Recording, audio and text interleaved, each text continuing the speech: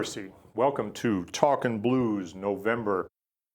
Topic today is chromatic phrasing, and what I was just playing there is a sort of an example of playing outside the lines, if you will. When we talk about playing blues, whether slow, medium, or fast, we always start with the fundamental vocabulary of the pentatonic scale, the minor pentatonic, the major pentatonic, and with chord tones. And those are kind of the building blocks or the focus of most of the blues phrasing that everybody plays all the time. But of course, you take a 5-note scale, that leaves a lot of notes left over, 7 to be exact, because we have 12 altogether to play with if you add up all the possibilities in one octave. So the question is, what do you do with those other notes, or do you even want to mess with those other notes? And the answer is it's kind of a style question. Some players don't, just don't hear it. But when you play chromatics, and by chromatics I mean the in-between notes, chromatic meaning all of the colors. If we look at notes as colors, we have pentatonic like red, blue, yellow, right? The chromatics are the shades in between those colors. So the advantage of chromatics is that they literally fill in the phrase, so they can provide a little extra energy instead of going from note A to note B. You kind of create this sense of motion in the line, and it's a little bit of forward energy. It also adds a little bit of a sophisticated edge to it. Of course, we all think of jazz, and you hear that sound of chromatics and you associate it with jazz, but it's not really a jazz thing. It's just a way of hearing the melody. So the way we're going to approach it is not jazz, which suggests that you got to learn a bunch of new scales, you got to learn a bunch of new theories before you can begin to use these chromatics. Rather, we're going to approach it from the angle that I call street jazz, which is you play what you hear and then you sort of figure out, why did that work, right? So we've all heard licks, fancier or more or less, from different kinds of players and wondered, what makes that thing happen? Well, when we talk about chromatics, the approach I'm going to take is that we're going to build chromatics around a very simple system. And the system is nothing but chord tones. If I play in the key of C, playing blues, of course, so the chord sound that we use all the time is the dominant 7th chord. Dominant 7th chord consists of 4 notes, the root, the 3rd, the 5th, and the 7th. Now, if I use nothing but those notes, it sort of winds up being like bugle call. Very limiting.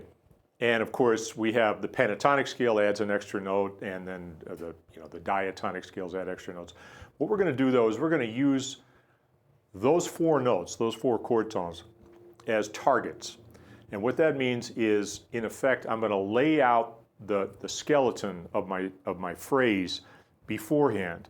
Then I'm going to fill in between those notes literally any way I feel like doing it. But I'm going to take it to an extreme just to show you how this concept works. I'm going to fill in literally every half step, and in that way create a completely chromatic line, but still based on chord tones. Now, the reason that we want to concentrate on the chord tones is because by definition they're inside, they sound strong. These are what we call strong notes. So if I'm playing blues and I'm playing more like a straight up blues lick and I go, right? Sounds strong. It's like immediate, you get it, right? So without counting it off, I was going 1, 2, 3.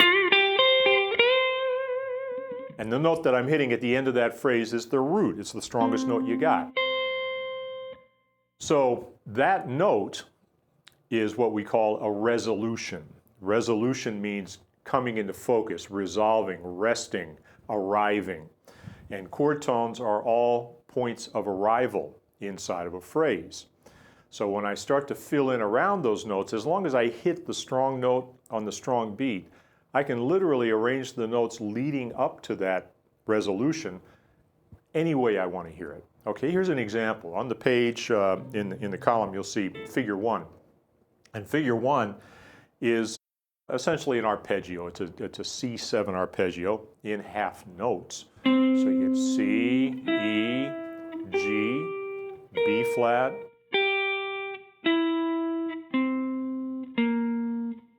Now Now, at the end it goes to A. Why A? Well, the way I'm laying this out in my mind, I'm imagining that this is the first 4 bars of a 12-bar blues in C. So when I play the 12 bar in C, the first 4 bars are over a C7 chord. The next chord is F, right? The 4 chord. And I look at the chord tones that belong to F, and what does F have in it? F, A, C, E flat. I could pick any of those notes and say that's my target, the downbeat of the 4 chord. I'm going to hit one of those chord tones. In this case, I'm hitting A. So I outline the C7 chord.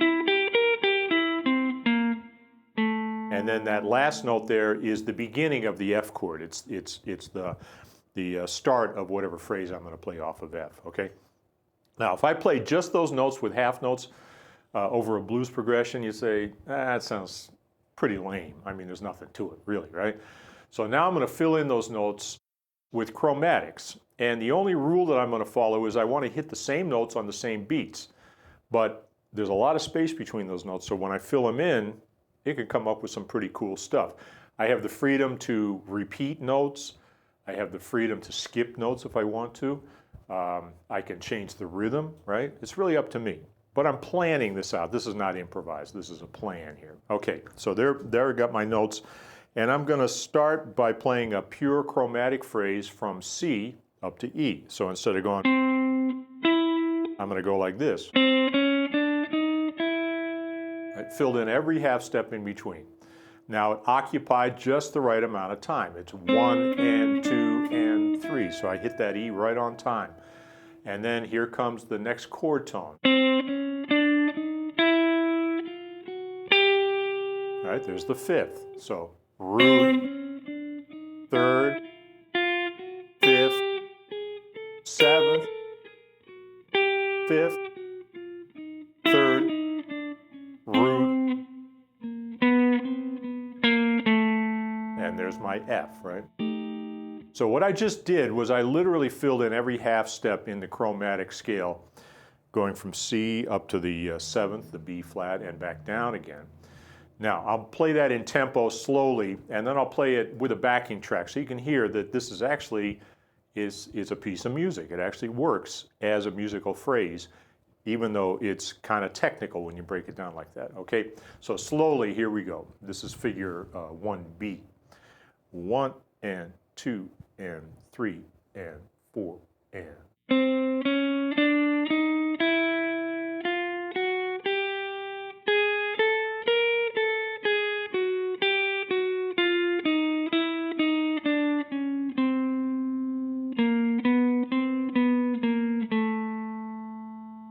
Now, I could arrange those notes differently, but that met the requirements that I set up for myself. I'm going to hit those chord tones on those beats, and so I hesitated here, and I doubled up a note there, skipped a note over there. It all is within the rules because I hit my marks right on time. Now, let's see what that sounds like with a rhythm track and see if it actually makes sense musically. Here we go.